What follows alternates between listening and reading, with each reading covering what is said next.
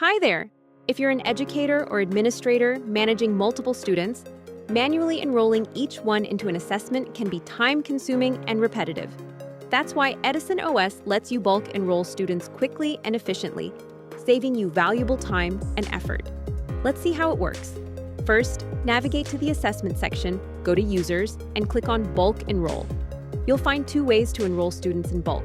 The first is manual entry. Simply click Add Row and fill in each student's details, including name, email, mobile number, max attempts, and schedule dates. Once everything's filled out, click Enroll. The second method is through a CSV upload. Start by downloading the CSV instructions to follow the correct format, enter your student data in the file, then upload it and click Submit. It will automatically process the file and enroll all listed students into the selected assessment.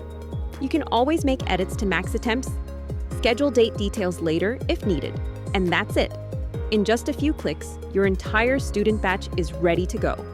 Head to our Help Center or contact us for more resources. Thanks for watching, and happy teaching with EdisonOS. We're here to help you help your students.